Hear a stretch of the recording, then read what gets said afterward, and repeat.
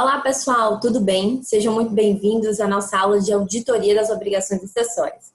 Eu sou a professora Catarina Amaral e antes da gente dar continuidade à nossa aula, eu vou me apresentar um pouco para que a gente já fique um pouco mais íntimo e que esses momentos, esses minutos que vão se passar, sejam de amigo para amigo, tá?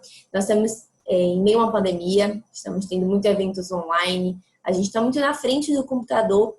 Então, eu gosto bastante de começar as minhas palestras nessa modalidade, depois que a gente entrou em quarentena, dessa forma, uma forma mais lúdica, uma forma que já quebre o gelo. Pois então, meu nome é Catarina Amaral, eu tenho 25 anos, eu sou contadora de formação e faço mestrado em contabilidade, porque desde pequenininha eu sempre soube que eu queria seguir a docência, sempre quis ensinar, sempre quis lecionar. E além disso, eu também sou uma eterna curiosa. E o mestrado, ele nos ajuda a nos tornar pesquisadores. Então, eu também pesquiso acerca das temáticas contábeis, financeiras, de auditoria e de consultoria contábil. Essa é a minha verdadeira paixão, é isso que me move todos os dias, é aprender mais, ressignificar um pouco a contabilidade, a auditoria e consultoria e disseminar para o maior número de pessoas que eu posso.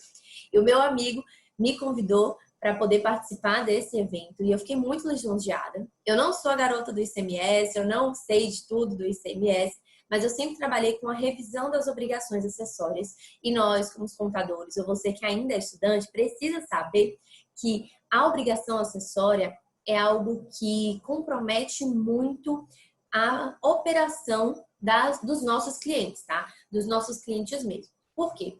Porque a não entrega, a não apresentação ou a entrega em atraso enseja em multas, em penalidades e que são monetárias, ou seja, vai ter aí uma saída de caixa, vai ter uma saída de recurso financeiro da organização e a depender do porte, eu já vi empresas fecharem por conta de multas de falta de apresentação de obrigações acessórias, multas de TCTF. Então, é muito importante, se você está começando na área, tem muita curiosidade sobre auditoria fiscal, auditoria tributária, não sabe por onde começar, mas já trabalhou muito no setor, fazer a revisão do preenchimento e da entrega dessas obrigações é uma oportunidade de negócio, é uma oportunidade de trabalho.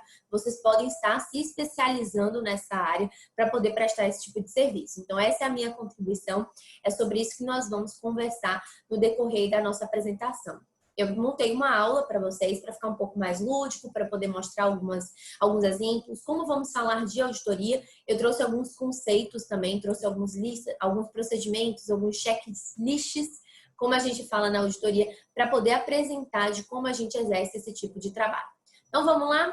Deixa eu mostrar para vocês aqui a apresentação. Aqui. Vamos lá. Estendeu? Acho que agora foi. Agora foi. Então, a nossa apresentação, Auditoria das Obrigações Acessórias, ministradas por mim, Catarina Amaral.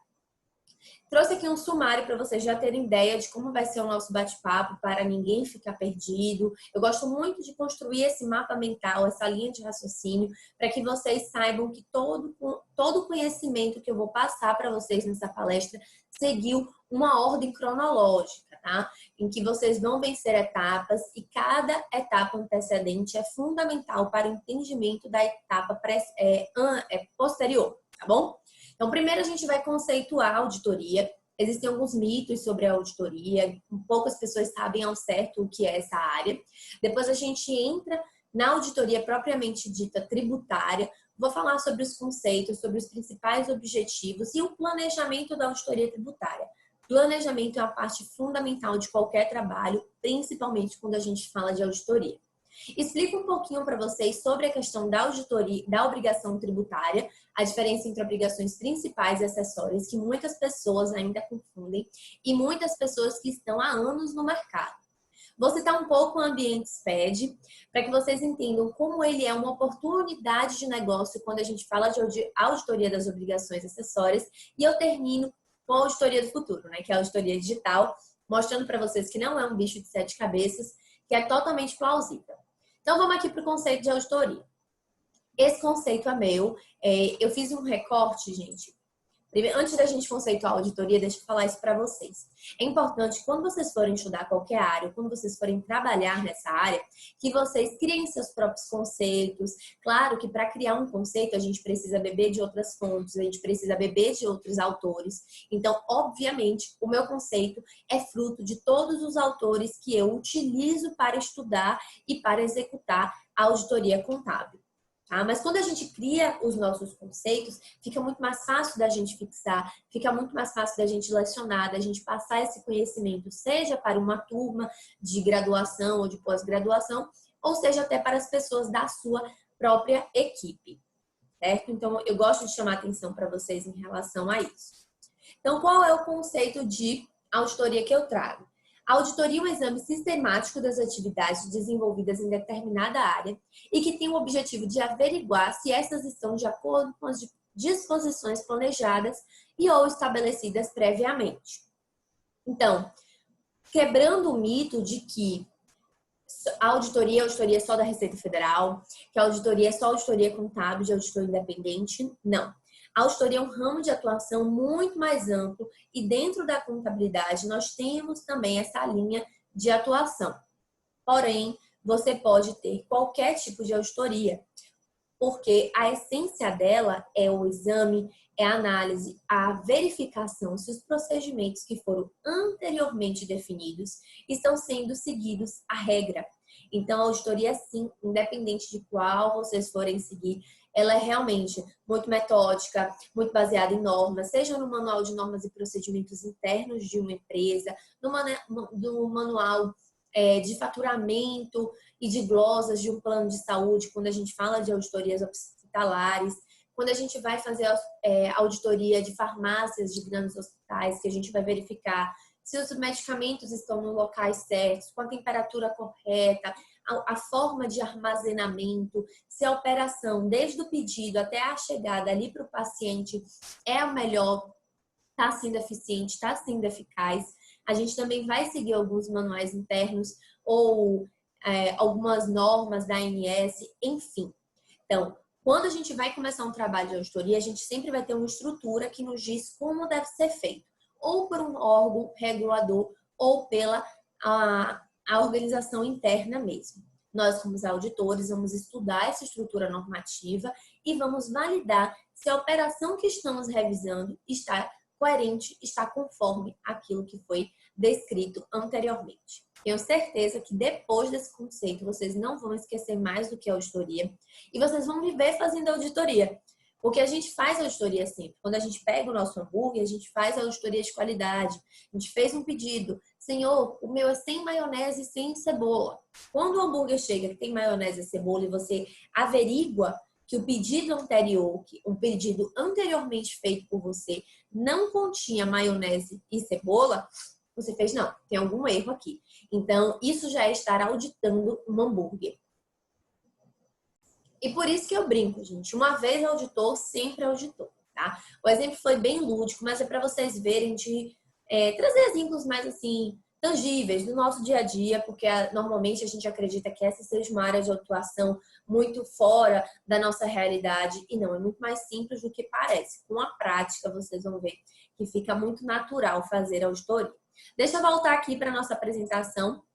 Aí eu trago alguns exemplos, tá? Ai, gente, peraí. Aqui, ó, os exemplos que eu trago. Auditoria de sistemas, auditorias hospitalares, auditorias médicas, auditorias de estoque. E quando a gente fala de auditoria contábil, aí é diferente.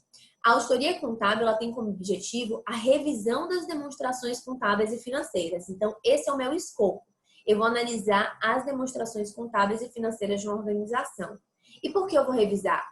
Eu vou verificar se essas demonstrações estão em conformidade com as normas e legislações vigentes. Vou ver se está ali em conformidade com todos os CPCs, com todas as leis, INs, decretos, enfim, tudo que a gente tem de aparato normativo. Vou verificar qual é o grau de confiabilidade. Eu tenho distorções relevantes ou não? As minhas distorções são imateriais. Eu posso publicar essas demonstrações contábeis. Eu posso colocar essas demonstrações contábeis, publicá-las na Bolsa de Valores. As pessoas podem investir o seu capital, o seu dinheiro ali, porque elas são confiáveis. Isso que a auditoria contábil faz. Ao emitir opinião, ela fala sobre conformidade e nível de confiança. Fidedignidade das operações também está incluído nesse processo. Mas quando a gente vem para a auditoria tributária, a gente vai se basear principalmente no primeiro conceito, no conceito amplo da auditoria. E a auditoria contábil é uma coisa, a auditoria tributária é totalmente diferente, porque o escopo é outro, o objeto é outro, a finalidade é outra, o público interessado é um outro público. Esses são os pilares, né, que vão definir uma auditoria. E o conceito da auditoria tributária consiste na análise, averiguação, avaliação detalhada de informações e documentos pertinentes à vida da empresa, seguidas de sugestões fundamentadas sobre saneamento de irregularidades e prevenção de eventuais passivos tributários. Então, se vocês perceberem, o que é que acontece quando a gente... O que é que aconteceu aqui quando a gente foi falar de auditoria tributária? A gente não fala mais de demonstração contábil, então é muito diferente da auditoria contábil. A gente não fala mais de conformidade às normas e à legislação. A gente fala, podemos até dizer que a gente averigua essa conformidade, mas o objetivo principal é ver se isso está trazendo algum passivo tributário para a organização e se isso está trazendo, e a forma como essas obrigações foram feitas ou esse imposto foi calculado, se ele está em conformidade, se ele está regular, certo? Então, esse é o real objetivo da auditoria tributária. A gente vai ter ali um enfoque fiscal, a gente vai ter um enfoque sobre obrigações principais e obrigações acessórias, não mais é uma demonstração contábil como um todo. E a gente busca principalmente regularidade, que eu posso até chamar de conformidade também, e a economia tributária, ausência de passivos, de contingências em virtude dessas obrigações que estamos envolvidos aí na área tributária. Ok? Deixa eu voltar aqui para nossa... Gente, eu sempre volto assim pequenininho para eu não me perder. As etapas da auditoria tributária. A auditoria tributária pode ser feita pela própria empresa, ou seja, dentro da minha organização, em organizações de grande porte ou até pequenas mesmo, fazem o quê? Tem um setor responsável pela revisão das obrigações que foram apresentadas. Quando eu trabalhava no escritório de contabilidade, por exemplo, eu era responsável pela revisão das DCTFs e da SCD e da SF da empresa do escritório. Então, a gente sempre fazia a revisão antes da transmissão e eu já era responsável por isso. Eu não executava, eu revisava. Essa auditoria tributária também pode ser feita por profissionais da contabilidade especializados, ou seja, eu já também fui contratada para fazer auditoria tributária em empresas de lucro real, para a gente verificar as despesas e as receitas que estavam sendo ali elucidadas no resultado, para ver se eram compreendidas pelo aparato jurídico que está vinculado a empresas de lucro real ou pelo poder público. E aí, pelo poder público, a gente não quer que o nosso cliente sofra com isso. Porque quando chega o poder público, já é para dizer, meu amigo, tem alguma coisa errada, me apresenta aí sua memória de cálculo, ou meu amigo, você não apresentou essa obrigação acessória dentro do prazo, a gente está te mandando aqui um ato de cobrança e você vai ter que, ou você entrega em um determinado período. A gente tem ali os relatórios de situação fiscal e situação fiscal complementar. Situação fiscal complementar está vinculado à Previdência, que já facilita a nossa vida. Eles já mostram ali, ó, você não está apresentando, cumpre com as suas obrigações, porque quando ele migra desse relatório e vai para a dívida ativa, aí fica mais difícil para a gente recorrer, tem todo o trâmite administrativo que a gente vai ter que entrar com o poder público. Então, se você já tem dentro do seu escritório, dentro da sua empresa, um pessoal, um corpo técnico que já é capaz de fazer essa revisão, ou você contrata profissionais que vão fazer essa mitigação de riscos, já é uma forma de você se prevenir contra a aparição de auditores da Receita Federal, quando a gente fala da área trabalhista e previdenciária do Ministério do Trabalho. Então, são esses 3 perfis de auditores que podem aparecer quando a gente fala de auditoria tributária. O que eu desejo para vocês, só os dois primeiros. O da empresa, né, auditores internos, auditores tributários internos, auditores tributários externos e de órgão fiscalizador, espero que nunca, tá bom? Mas é para vocês, para deixar muito claro, principalmente para você que é estudante, para você que está iniciando, que ainda confunde um pouco o papel do auditor, quem é o auditor, o que é que ele faz. Eu quando me apresento como auditora, todo mundo acha que eu sou auditora da Receita Federal. Graduandos de contabilidade de 8º semestre. Então, é uma dúvida muito comum e que eu acho muito pertinente aqui no nosso encontro deixar claro para que vocês não mais se confundam. Vou dar outro exemplo. Você que é analista tributário, está aí na empresa há bastante tempo, está se sentindo um pouco subutilizado, o seu chefe está ali tomado por diversas demandas, ele não consegue enxergar além, propõe essa auditoria tributária interna. Mostra para ele que vocês podem criar um setor pequeno, você e uma outra pessoa, que vai fazer esse processo de revisão da base de cálculo do tributo, da forma de preenchimento das obrigações, do próprio E-Social, que é uma grande oportunidade de negócio, porque poucas pessoas dominam ainda essa obrigação. Isso pode ser um diferencial tanto no seu currículo, como no seu perfil dentro da empresa. E outra coisa também, gente, quando eu falo de revisar, é importante que quem revise não execute. Eu até deixei isso claro para vocês. Eu não executava o preenchimento das obrigações, eu não estava vinculada a essa parte operacional, eu só revisava. Porque tem um ditado popular que a visão fica cansada.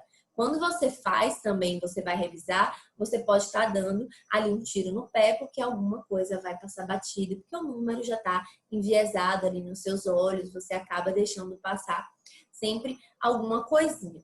Isso é importantíssimo. Fechado? Então, já trazendo à tona essas oportunidades de negócio para vocês, para trazer sempre uma prática, não ficar muito subjetivo, muito teórico. Existem sim oportunidades, basta vocês tomarem a coragem de apresentar essa proposta, de estudar um pouco mais. Aproveita esse evento para debruçar esforços, estudar, aproveita esse final de quarentena, final de isolamento para se dedicar, porque há muito espaço sim, mas desde que você tenha conhecimento técnico, desde que você seja capaz. Porque quando a gente fala de tributo, a gente fala de multa, de juros, a gente fala de economia tributária, de planejamento tributário, é tudo que dói diretamente no bolso do nosso cliente. Então, o risco é muito maior, certo? É uma grande oportunidade, mas também tem grandes riscos atrelados. Voltar aqui para a nossa aula, para compartilhar aqui com vocês. Esse slide, ele tá seguindo o barco do jeito que ele quer, mas não é assim, não. Vamos voltar aqui. As etapas da auditoria tributária.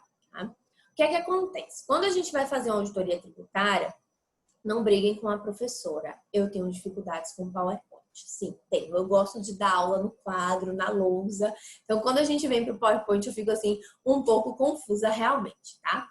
Mas a auditoria tributária, ela consiste nessas 3 bases. Os indícios, nós vamos buscar indícios de apresentação indevida, a gente vai em busca de indícios de que essa demonstração contábil, desculpa, gente, indícios de que essa obrigação acessória foi preenchida da forma incorreta, está no bloco correto, foi o CFOP correto transmitido. A gente analisa muito essas questões pequenininhas e que lá na frente tem um peso.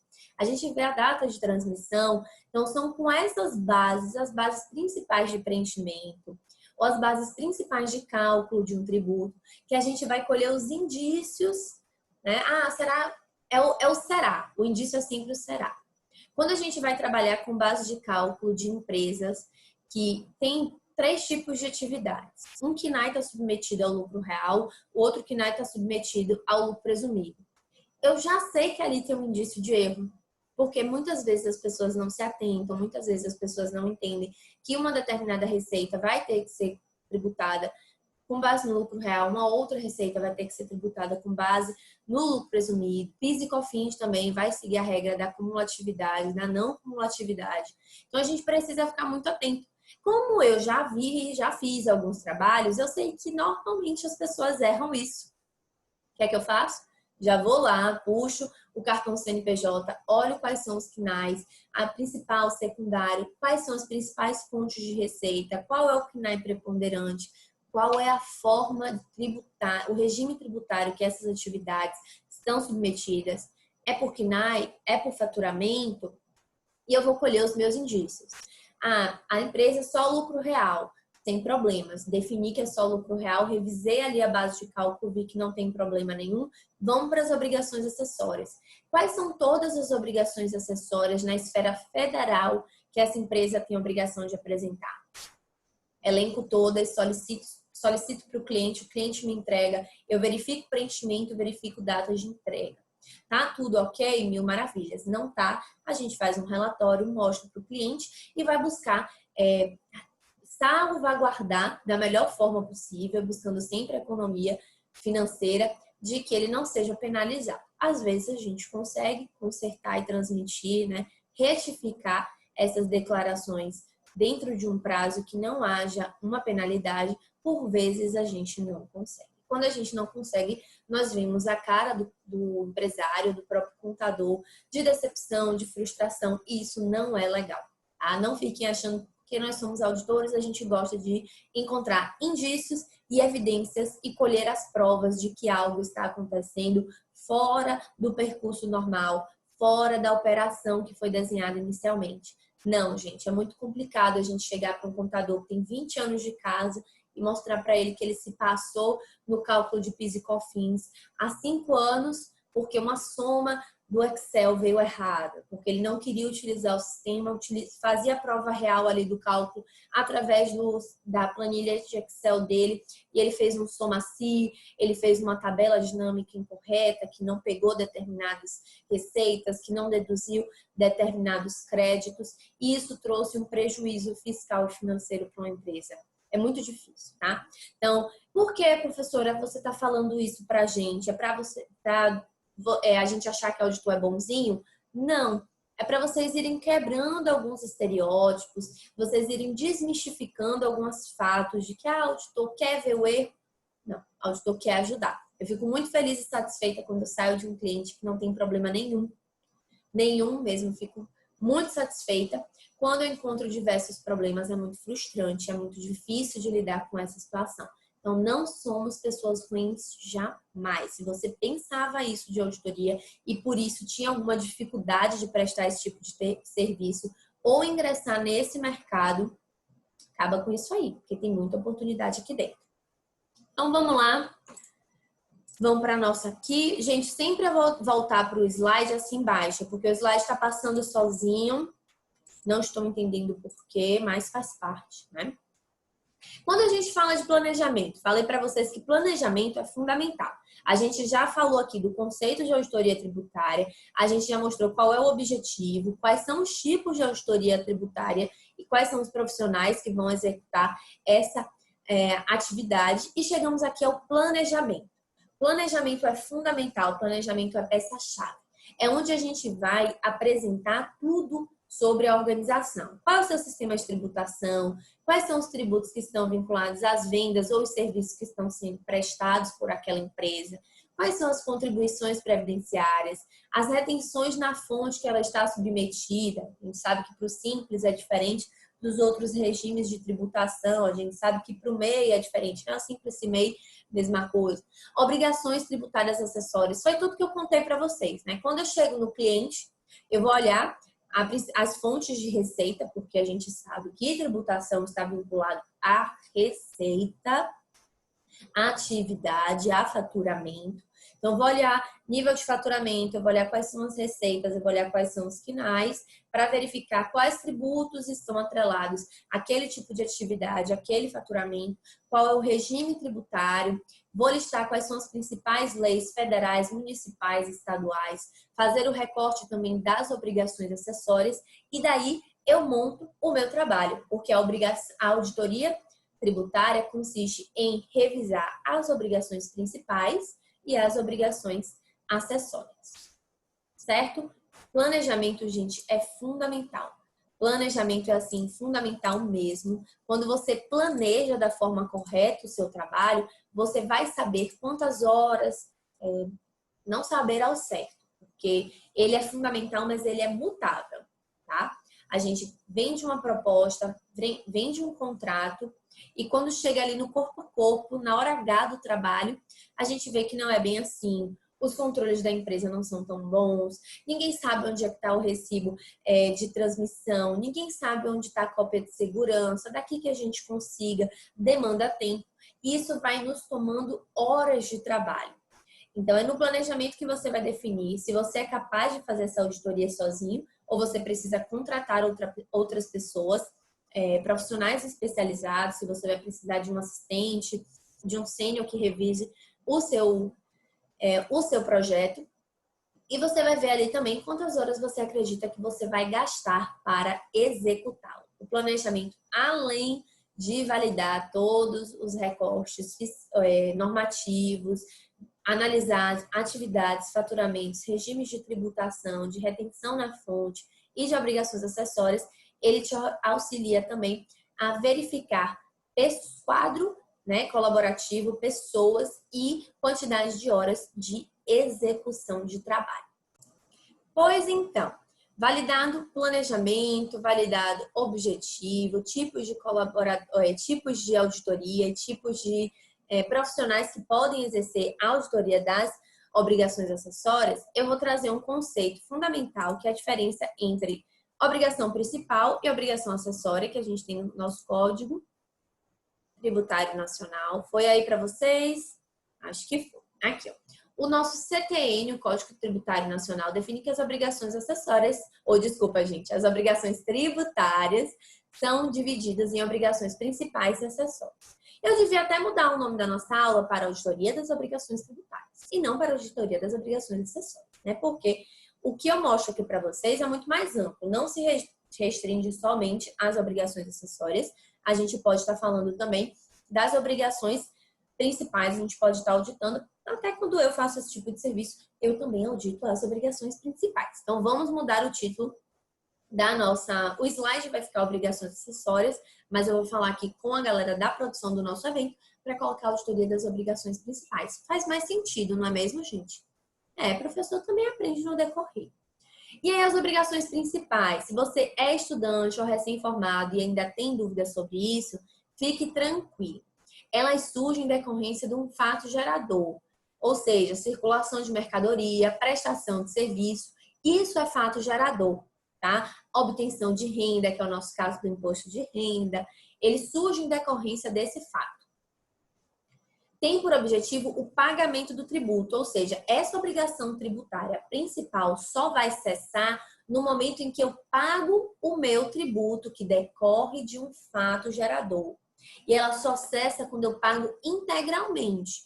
Ou seja, se eu estou parcelando uma obrigação principal e só honrei com as 3 ou 4 primeiras parcelas, eu ainda não extingui essa minha obrigação. Ela está em decurso em virtude do parcelamento. No momento em que eu concluo o meu parcelamento, aí eu vou extinguir a minha dívida mediante a qualquer órgão fiscalizador. E o seu pagamento ocorre através de guias, de carnês, ocorre através de documentos de arrecadação, né, o DAM, como por exemplo. E aí eu trago aqui, né, que eu já acabei citando, que seria um fato gerador, que é a circulação de mercadorias ou uma prestação de serviço, auferir renda. Isso é um fato gerador, tá bom, galera? Para vocês pegarem aí a essência do que é uma obrigação tributária principal. Já a acessória, a obrigação tributária acessória é um favor que nós, contribuintes, fazemos aos órgãos recolhedores, tá? Aqueles que têm o direito do recebimento. Ele vai ser um instrumento auxiliar, que vai ajudar na apuração, por isso que normalmente nas obrigações acessórias a gente tem sim uma memória de cálculo que contempla como a gente chegou àquele tributo que está sendo arrecadado. Então, é a prova real, é quando a gente mostra e favorece a fiscalização. Imagina, o governo federal, estadual e municipal dá conta desse tanto de empresa que tem no Brasil. Fiscalizar, revisar essa memória de cálculo. Então, através das obrigações acessórias, fica mais fácil deles controlarem essa arrecadação dos tributos, a conformidade da apuração e fazer o processo de fiscalização. E aqui eu digo, né, fornecer a esses órgãos informações que confirmem o pagamento e o cumprimento das obrigações principais. Ou seja, se vocês pegaram aí o que eu quis dizer, toda obrigação acessória, ela nasce de uma obrigação principal. Uma obrigação principal que está sendo demonstrada, forma de apuração, forma de recolhimento, quais foram os créditos, quais foram os benefícios fiscais utilizados. Então, toda obrigação acessória nasce de uma obrigação principal. Então, a gente vai estar ali espelhando o processo, seja de apuração, ou seja de entrada e saída de colaboradores, que vai ter um reflexo previdenciário, que vai ter um reflexo de imposto de renda sobre folha de pagamento, tudo isso. É uma forma do fisco nos controlar, Big Brother, né? Já ouviram falar essa grande expressão do meu amigo Roberto Dias Duarte? Que com o SPED, né, com essa unificação de obrigações acessórias, a gente passou a viver um ambiente de controle maior, em que estamos sendo observados, com o intuito de reduzir a sonegação fiscal, que ainda é muito forte no nosso país, é muito forte essa cultura. Então, se você está assistindo essa aula, lembre-se sempre, o certo é o certo, mesmo que ninguém faça, e o errado é o errado. Continua sendo errado, mesmo que todo mundo esteja fazendo. Essa é a minha primazia como auditora, é isso que me traz um sono tranquilo, é isso que me traz orgulho da profissional que eu sou. Porque, infelizmente, nós ainda vivemos em um país que tem a cultura do jeitinho, e esse jeitinho normalmente burla as regras, burla as regulamentações. E, por favor, não façam isso. Sejam auditores ou não, contadores ou não, não façam as coisas que não devem ser feitas porque outros dizem que é comum ou que é normal, tá bom? Queria deixar esse recado aí para vocês, para a gente concluir essa fase de classificação. Olha o que a gente já venceu. A gente já venceu classificação de auditoria contábil, já destrinchamos a auditoria tributária, quem faz, qual é o objetivo, o planejamento e definimos obrigações principais e acessórias. Lembrando que existem a obrigação tributária, que é o macro, que é dividido em principais e acessórias. Principal decorre de um fato gerador, só se extingue com seu pagamento total, e a acessória é um meio de fornecer informações sobre apuração, sobre operacionalização da obrigação principal. Tá bom, galera? Fiz um resumo para se você adiantou a aula, chegou aqui no meio do caminho. E agora a gente vai partir para uma outra questão que eu vou mostrar para vocês sobre obrigações acessórias, questões importantes quando a gente vai fazer o trabalho de revisão, quando a gente vai fazer o trabalho de auditoria. A periodicidade, isso é fundamental. Existem obrigações acessórias que são anuais, outras que são mensais e algumas que são trimestrais. E a gente precisa ter o controle do correto prazo de entrega dessas obrigações. Já vi muitos contadores confundindo obrigações que eram mensais com trimestrais e obrigações que eram anuais com mensais, certo?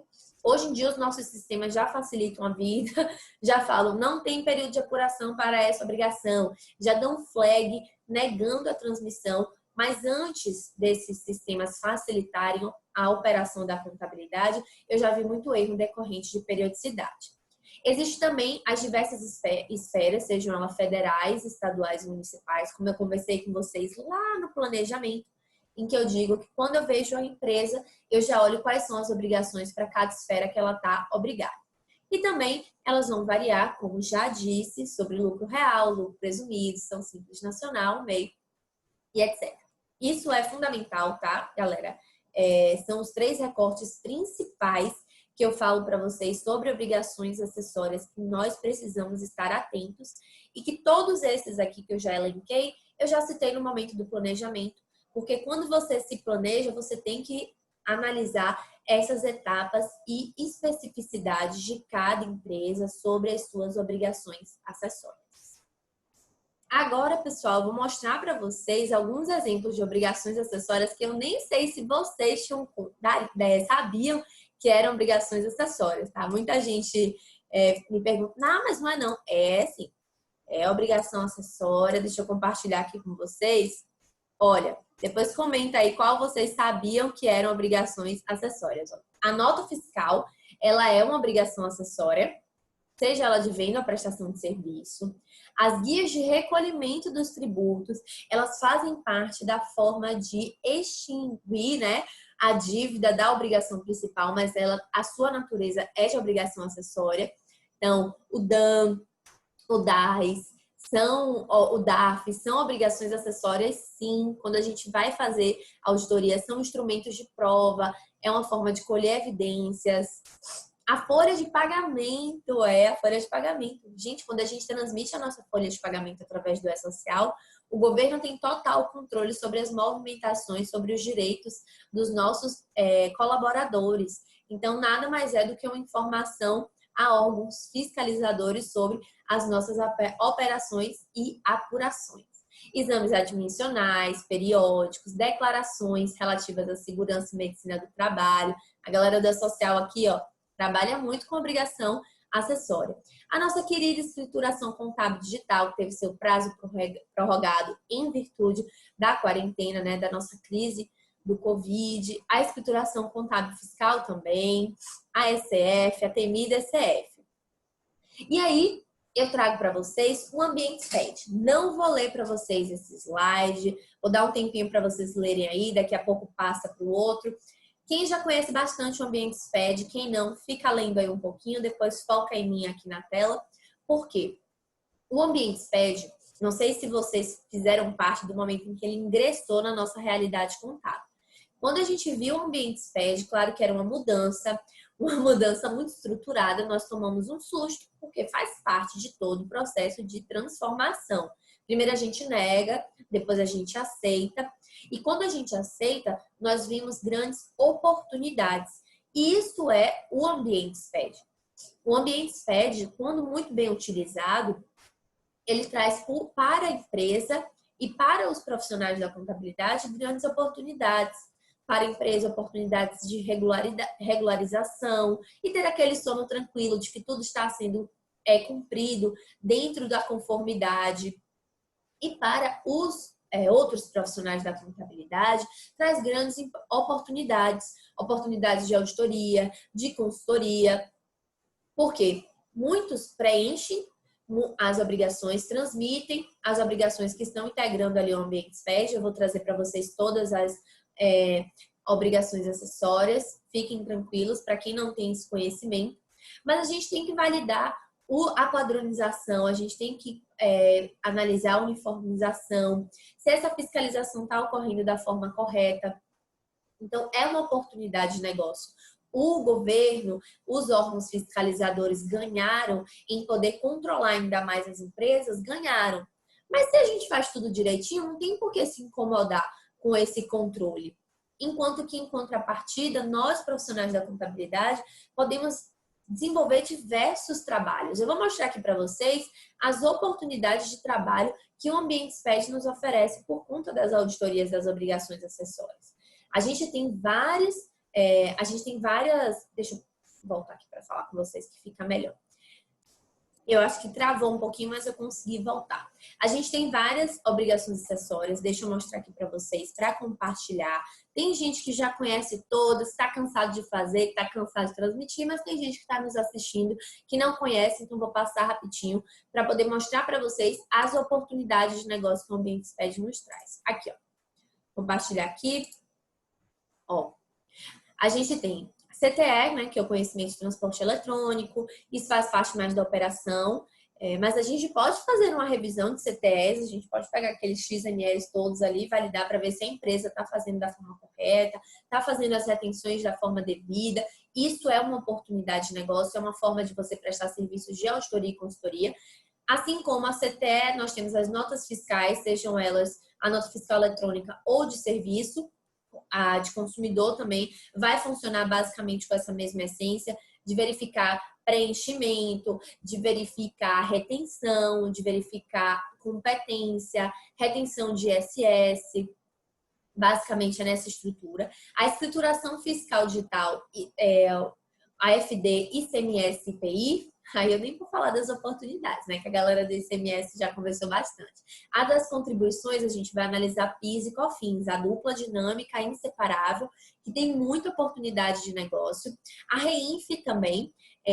A REINF, ela está ainda aos poucos sendo colocada em prática. A galera do terceiro grupo aí ainda teve uma postergação, mas mesmo assim, também tem muita gente que não sabe fazer, os layouts mudam a todo momento. É uma oportunidade. E a ECD, a ECF, eu nem falo, é o que eu mais reviso. Nunca revisei financeira, tá? Mas não posso falar sobre como fazer. E o E-Social também não. Eu foco mais aí na FD Contribuições e na ECD e ECF. E são grandes oportunidades de negócio. Tenho estudado bastante questão de retenção tributária para poder debruçar aí também esforços sobre as notas fiscais, sobre as CTEs, enfim, para poder validar. É possível sim, não vejo o ambiente SPED como um bicho papão. Se a gente olhar de uma outra forma, a gente consegue ganhar qualidade técnica e ganhar dinheiro sim com o cumprimento correto dessas obrigações e com a validação desse ambiente. Maravilha? Aqui, ó. Vou dar um exemplo de quando a gente faz trabalho de ECD e FD e ICMS. A gente vai fazer alguns confrontos, tá? Os valores das receitas de fabricação que estão lá na ECD, estão na ECF, ICMS e IPI do mesmo valor, as receitas de revenda, de exportação, isso dá muito erro. O estoque final, gente, estoque final é fundamental. Os valores de ICMS e IPI, as contas do mesmo exercício, como é que está o saldo, como é que estão as movimentações, estão transcritas ali na FD ICMS no mês de ocorrência e lá no balancete, lá da ECD, isso está traduzido, isso está transcorrido. São alguns tipos de confrontos que vocês podem estar fazendo entre obrigações. Existe a auditoria da obrigação acessória, que a gente foca em só uma obrigação acessória, e existe aquela que a gente vai fazer uma revisão de várias. E quando a gente faz a revisão de várias, a gente precisa fazer esse confronto entre as bases para ver, né, averiguar, analisar se as informações de ICMS estão constantes e iguais em todas as obrigações acessórias, porque o nome pode até mudar, mas a essência vai ser a mesma. Base de cálculo, a receita total, a receita líquida. E aqui eu trago para vocês um outro exemplo de ECD, com as FD Contribuições, que eu trabalho mais, que a receita de exportação direta de mercadorias e produtos está igual entre essas duas obrigações, as receitas de vendas de mercadorias e produtos de comercial exportadora com fim específico de exportação. Tem muita gente que confunde essa receita, emite nota errada e a gente tem que fazer todo um trabalho retroativo, retificar essas declarações. Receita de venda de produtos de fabricação própria no mercado interno, essa é mais tranquila, não vejo muito problema, assim como a receita de revenda no mercado interno. Quando a gente fala de receita de exportação é que confunde um pouco mais. Então, se vocês forem prestar esse tipo de serviço, já foca na exportação. Receita de prestação de serviços de mercado interno e externo também é super tranquilo. E os valores de PIS e COFINS a recolher informados. Gente, pode parecer besteira. Ah, pelo amor de Deus, professor, o pessoal não faz o valor a recolher de PIS e COFINS diferente na ECD e na FD Contribuições? Faz sim, e depois a gente vai chegar lá e vai ver que a Receita Federal vai estar perguntando por que você declarou de uma forma nesse campo na FD Contribuições e na ECD você declarou de uma outra forma. É só cruzar, eles apertam o Enter lá no computador deles super tecnológicos e o confronto é feito. Então, isso é importante que vocês analisem. Lembrando, falando de FD Contribuições, foque na receita de exportação.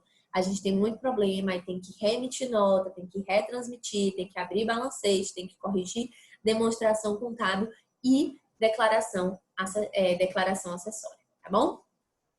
Então, vamos lá. Deixa eu trazer mais exemplos aqui para vocês, para nossa aula ficar bem...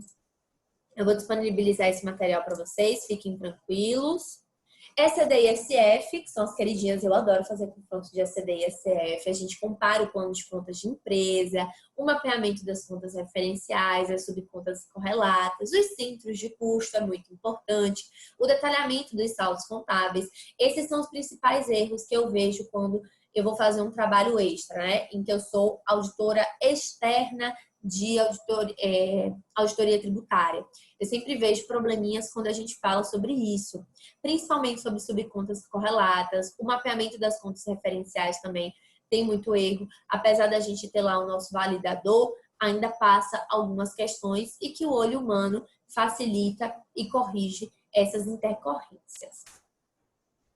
Ó, cuidado na recuperação da ECD, tá, gente? Por favor. O bloco C, o plano de contas e balancetes. O bloco E, a ICF anterior, os saldos finais das contas referenciais e da parte B do lado 1. Por favor, tomem cuidado com isso. Quando a gente fala do bloco J também, que vai ter o mapeamento das contas para o plano de conta referencial, às vezes dá Não sei se já aconteceu com vocês, tá, gente? Mas já aconteceu muita coisa comigo, com meus clientes. Mas a gente vê esses erros de recuperação da ECD e que temos que ficar atentos. E também sobre o bloco K, sobre os saldos das contas contábeis e referenciais. O nosso bloco K, que ficou aí um pouco temido.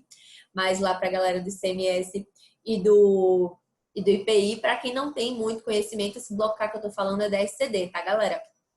Não é lá do ICMS e do IPI, não. E aí, como a gente pode otimizar o nosso trabalho? Ai, gente, desculpa, passei muito rápido com esse slide. Aqui. Através da auditoria digital. Pronto. Por quê? Falei para vocês agorinha que o fisco, ele tem tecnologia suficiente para controlar as atividades fiscais das organizações atualmente. Através de quem?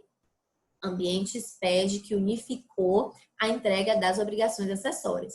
Então, todo o confronto que a gente faz entre declarações para ver se a gente preencheu as bases de forma coerente, ele faz em 1 minuto. Então, nós não podemos ficar para trás. Eu já fiz muito trabalho de confronto de obrigações acessórias manual, abrindo declaração, preenchendo campo de planilha de Excel. Hoje em dia, a gente não tem mais tempo hábil para isso. A gente não consegue e não tem mais essa flexibilidade de tempo, visto que o fisco já se capacitou tecnologicamente. Então, meu amigo, se você não gosta de tecnologia, eu vou te dar um motivo para gostar. O fisco gosta, o fisco pode correr atrás aí do seu cliente, você pode perder o seu cliente, seja ele de escrituração contábil ou de consultoria, auditoria contábil ou tributária. Então, não fique para trás. E o processo de auditoria digital vem para favorecer o outro lado, o lado do contribuinte, em que o contribuinte consegue fazer automaticamente a análise desses repositórios, fazer esses confrontos de uma maneira mais breve, ou seja, trabalhos que eu demorava 1 mês para fazer, hoje em dia eu consigo executar em 1 semana, em virtude dessas ferramentas de auditoria digital. Existem várias no mercado, só jogar no Google aí, auditoria digital, ferramentas de auditoria digital, que vai aparecer diversas. Você entra em contato com esse fornecedor para verificar qual faz mais sentido dentro das suas atividades e dentro da cultura da sua organização. Não vou falar para vocês qual é o que eu utilizo, porque isso pode enviesar a opinião de vocês. É um sistema mais robusto, então você pode estar começando pequenininho, vai aí para o meu sistema que é maior, acaba se confundindo, acaba se frustrando um pouco com o processo e o que é que acontece?